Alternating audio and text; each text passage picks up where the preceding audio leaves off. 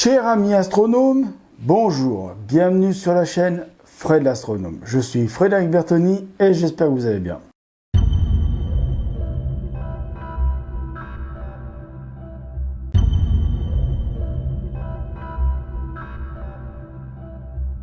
Alors comme vous pouvez le voir, j'ai fait pas mal de vidéos annonces en ce moment, j'en ai fait 3, ce qui fait beaucoup d'un coup.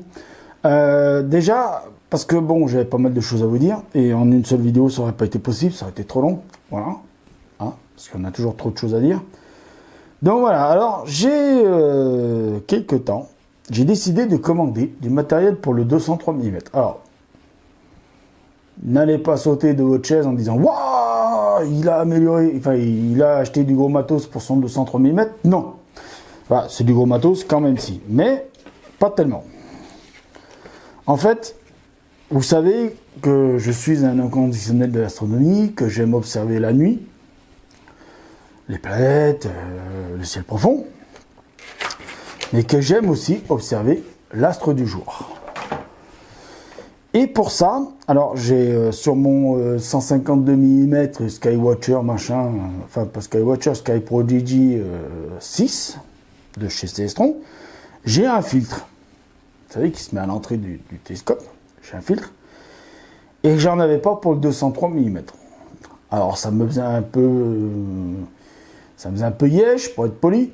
Parce que je disais quand même, t'en as pas, ce serait bien que t'en aies un, patati patata. Et ben voilà. Je peux désormais vous dire que c'est fait. Voilà, alors il est encore dans son plastique d'emballage. Hein, je ne l'ai pas désemballé tout de suite. Je vais le désemballer bientôt.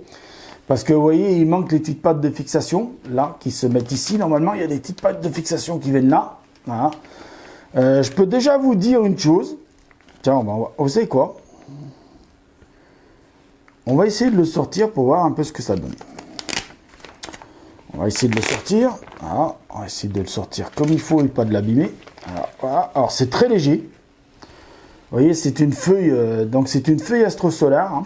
Alors, si vous achetez ce genre de disque, vous voyez, c'est Bayader Solar Filter, hein, ASTF 200. Donc, vous voyez, normalement, c'est fait pour le 200 mm. Hein. Voilà.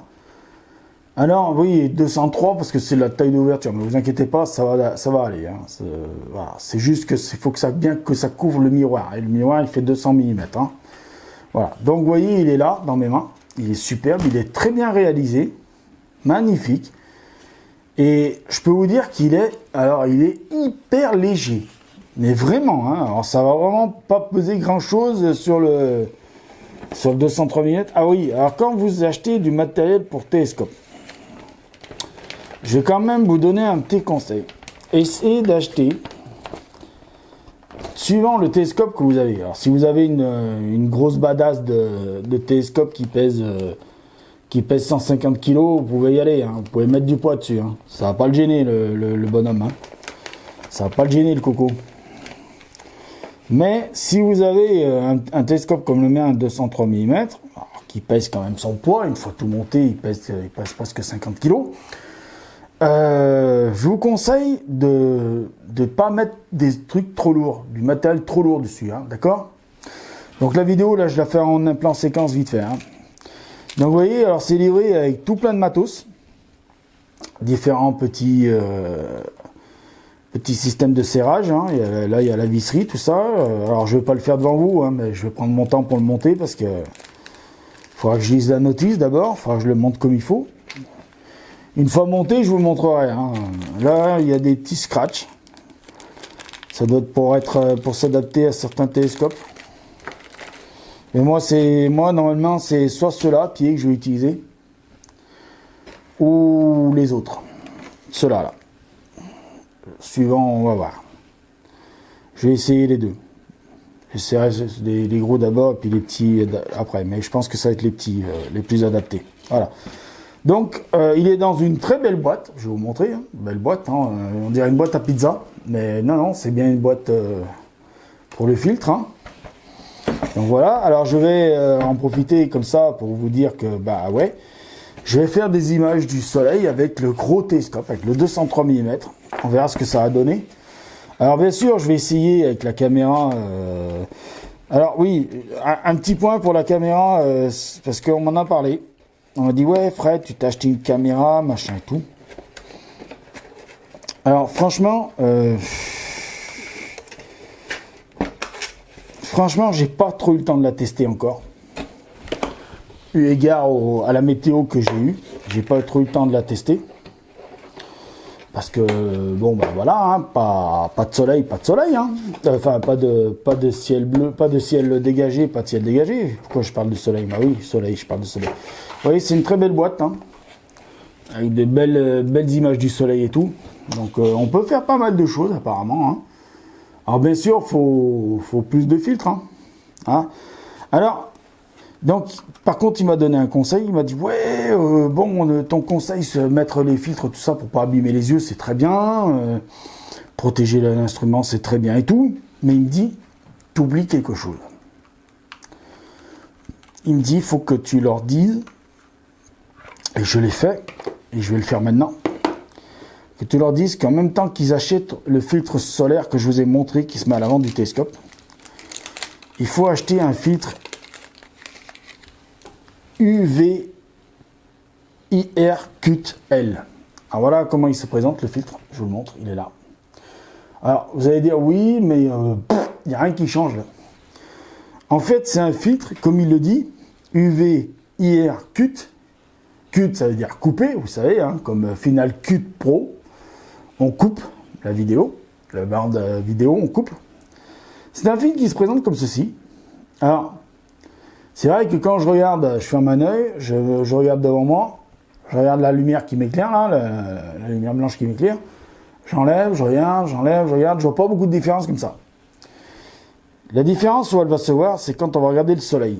Le soleil, vous savez qu'il émet dans toutes les longueurs d'onde de la lumière. Il émet dans le visible, mais il émet aussi dans l'invisible. Aussi bien l'UV que l'infrarouge. Alors, UV, vous savez que c'est l'ultraviolet.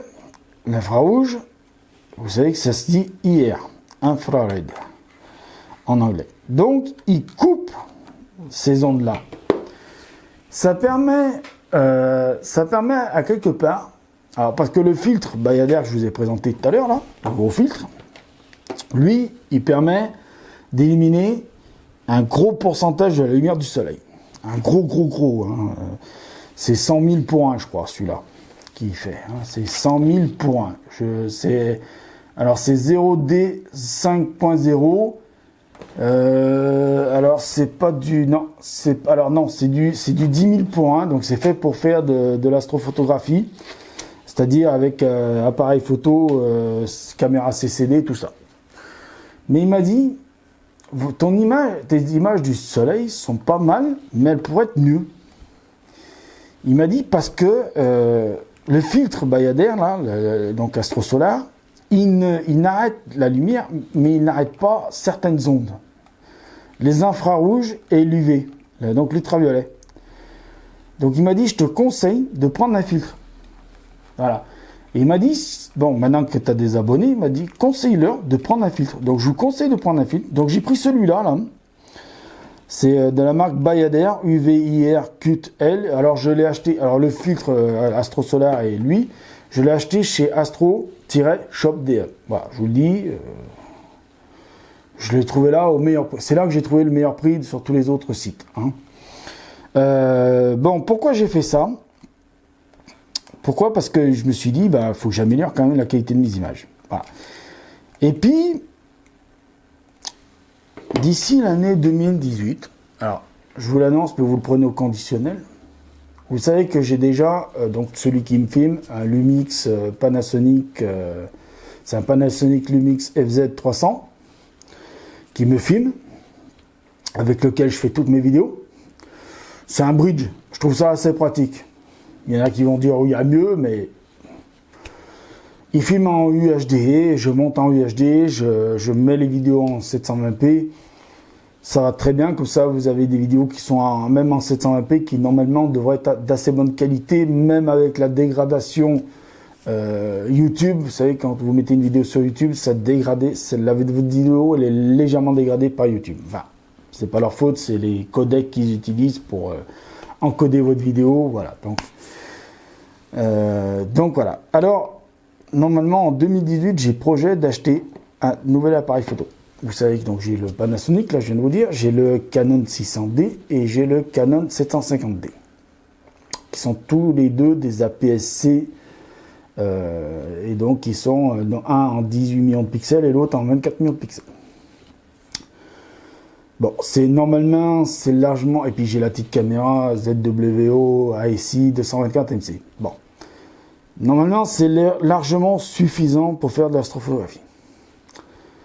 Sauf que le fameux pote qui m'a conseillé le filtre hier, en plus du filtre Astro Solar, et en plus il m'a conseillé celui-là, hein. Donc il coûte 59 €, hein, pas très cher. Pour un filtre d'une qualité pareille et pas très cher. Il m'a dit, oui, ton 750D, ton 600D, c'est très bien, c'est de très bons appareils photo, il y a beaucoup d'astrophotographes qui les utilisent. Là ici, donc la ZWO ici 224 MC, il a été plus nuancé.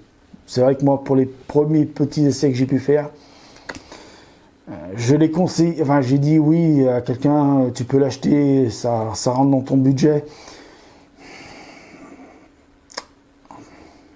Je ne regretterai presque de lui avoir dit oui. Pour les premiers essais que j'ai fait, hein. Attention, je vous ai pas mis d'image parce que c'est pas concluant pour moi. C'est vraiment pas concluant. Donc, je vais finir la vidéo parce qu'après ça va faire très long. Ce que je voulais vous dire surtout, c'est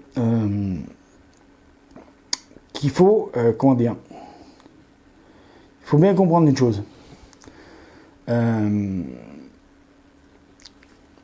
En 2018, je prends beaucoup de précautions parce que je ne sais pas si ça va se réaliser, mais j'espère. Je vais m'acheter un Alpha 7S. Alors, de chez Sony. Donc, il y en a qui vont me dire, mais pourquoi tu n'achèterais pas plutôt le Alpha 7S 2? Le Alpha 7S 2 coûte plus de 3000 €.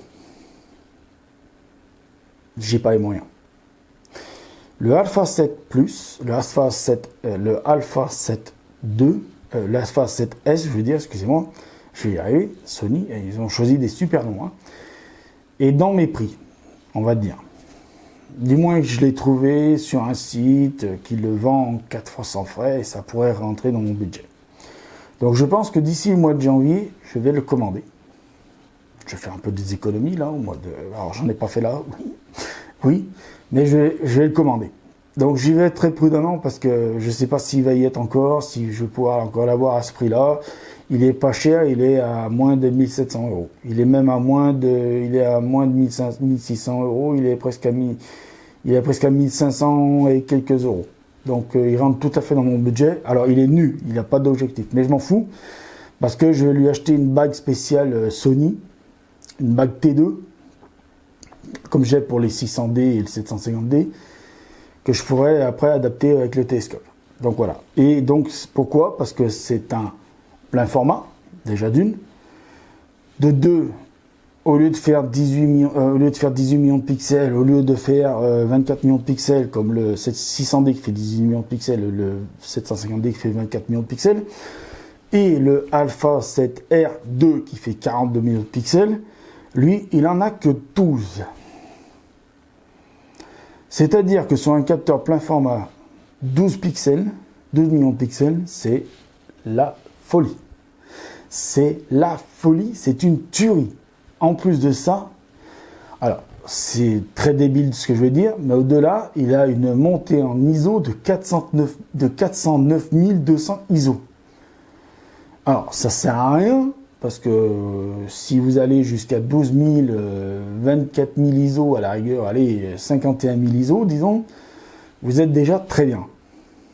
Mais vous imaginez un appareil qui peut monter à 409 200 ISO. C'est de la folie. Je ne vais pas l'acheter rien pour ça, bien sûr. Je vais l'acheter parce qu'il a un capteur plein format. Voilà, de 12 millions de pixels, qui est beaucoup plus intéressant. En truc, et en plus, ce capteur plein format, qui est un 35 mm, comme ça qu'ils le disent chez Sony, c'est le même capteur qu'il y a dans certaines caméras astronomiques qui coûtent très cher. Alors, il n'est pas défiltré, bien sûr, mais c'est pas grave. Il y aura ce qu'il faut derrière pour le rendre aussi performant qu'un défiltré. Il y a des filtres pour les rendre défiltrés. Déjà, il y a des filtres comme celui-là, UV et UR, CUT, qui défiltrent les appareils, qui font comme l'effet de défiltrer un appareil. Voilà. Qui les rendent sensibles à certaines fréquences et qui les coupent d'autres fréquences. Voilà. Donc, je vous remercie de m'avoir écouté. La fin de cette vidéo était très longue, mais bon, j'avais pas mal de choses à dire. J'avais plein de choses à vous dire, voilà. Donc, je vous dis merci, au revoir, à bientôt. Prenez soin de vous, mettez l'œil à l'oculaire, car là-haut, il y a plein de choses à voir. Et j'en aurai terminé aujourd'hui avec le tournage de ces vidéos. Au revoir!